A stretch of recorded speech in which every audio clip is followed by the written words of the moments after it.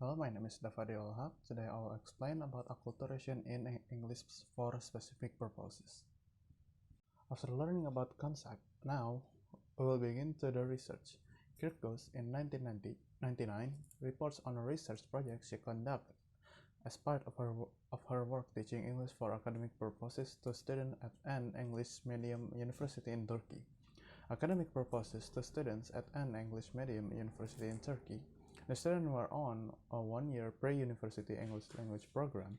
They had been accepted into various departments in the university, but in line with university policy were required to complete 1 year study of English and pass a proficiency examination as a prerequisite to actually studying courses in their department. The results of the study seems to indicate that students who had more social and psychological contact with the target discourse community, the Department of Economics and Businesses, were more successful than those who had more limited contact. And last is application. The remainder of this section discusses the topic of acculturation in relation best to genre-based approach to ESP in line with Wallace in 1990. Genres are understood to signal a discourse community's norms and way of thinking and constructing knowledge. Orton in 1999, it identifies three models of acculturation in relation to genre-based approaches in ESP, such as first one is induction, second one is adjunct, and the last is apprenticeship and mentoring. And next will be explained by my colleague Tarisa Ayulestari. Tarisa, time is yours. Assalamualaikum warahmatullahi wabarakatuh. Hello, my name is Tarisa Ayulestari. Today I will explain about input and interaction in condition for learning. The second way ESP courses facilitate language learning is to try to create an optimal language environment where students are given extensive information in the form of exposure to target language, an opportunity for students to get in touch. Nah, cara kedua ini ditempuh oleh ISP untuk memfasilitasi pembelajaran bahasa dengan mencoba menciptakan lingkungan bahasa yang optimal di mana pelajar diberikan informasi yang luas dalam bentuk pemaparan kepada bahasa target. Nah, siswa juga diberi kesempatan untuk saling berhubungan. Nah, kuantitas dan kualitas yang memadai dari input dan interaksi dalam bahasa dianggap sebagai kondisi yang menguntungkan untuk pembelajaran bahasa. The theory of obtaining a second language originated from the crescent input hypothesis. Lang argues that learning occurs not only as a result of input but also as a result of student input and interaction.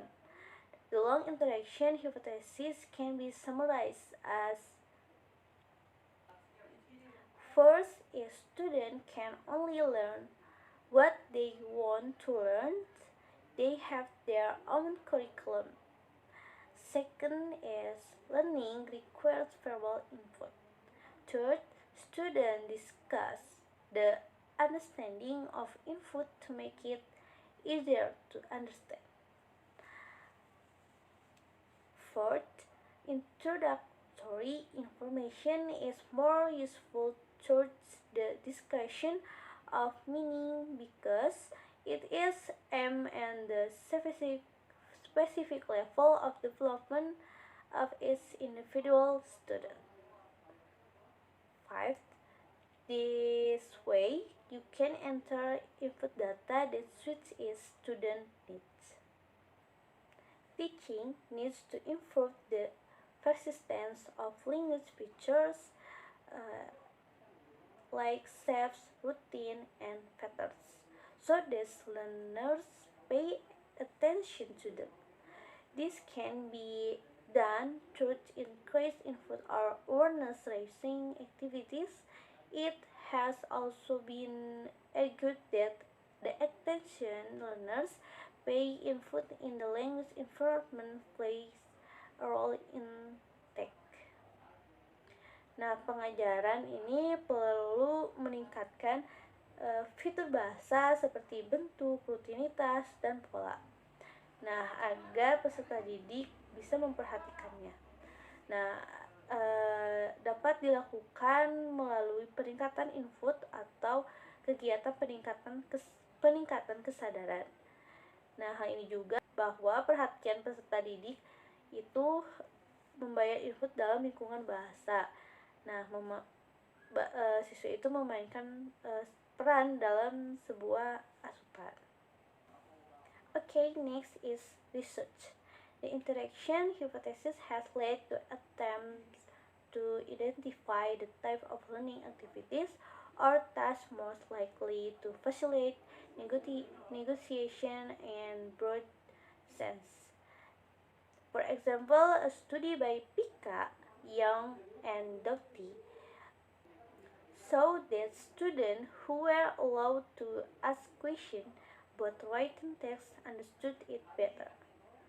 Nah, hipotesis interaksi ini telah menyebabkan upaya untuk mengidentifikasi jenis kegiatan belajar atau tugas yang paling mungkin untuk memfasilitasi negosiasi dalam arti luas.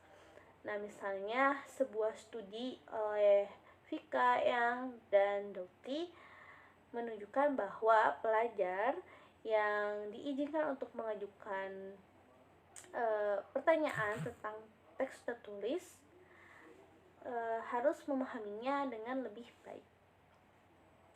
The study has shown that teaching discussion skills weekly over a one semester period can improve student understanding of how to use the internet, social media, and other digital tools to interact with each other in online forums to discuss academic topics.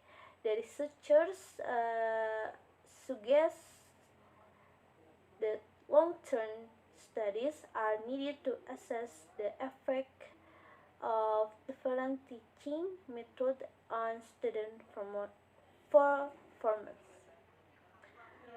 Nah, dalam sebuah penelitian ini telah menunjukkan bahwa mengajarkan keterampilan diskusi setiap minggu selama periode 1 semester dapat meningkatkan pemahaman siswa tentang cara menggunakan internet, media sosial, dan alat digital lainnya. Nah, untuk berinteraksi satu sama lain dalam forum online misalnya untuk membahas topik-topik akademik.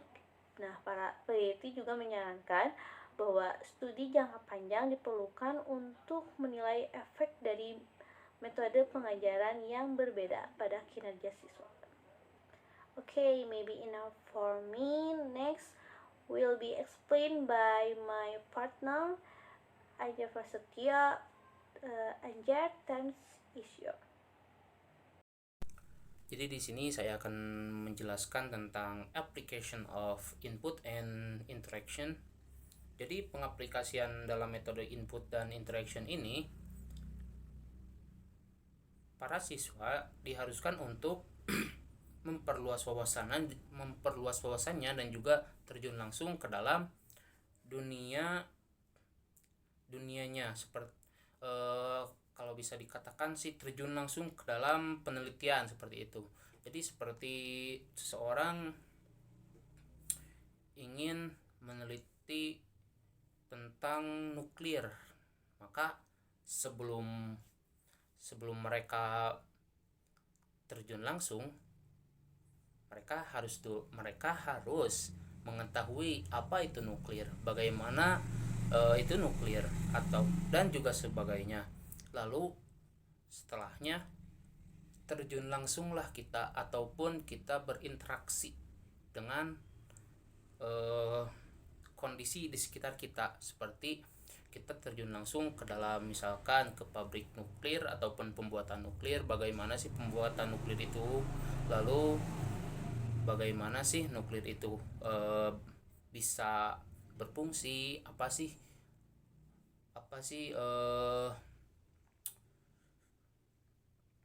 hal yang berbahaya dari nuklir tersebut. Jadi seperti itu. Jadi pengaplikasian dalam metode input dan interaction ini adalah anak-anak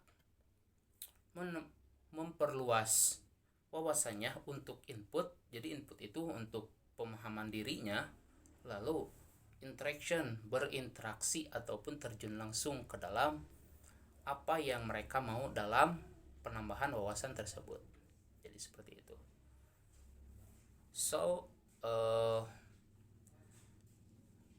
Jadi sekian dari kelompok kami. Terima kasih atas perhatiannya, or thanks for attention. Assalamualaikum warahmatullahi wabarakatuh.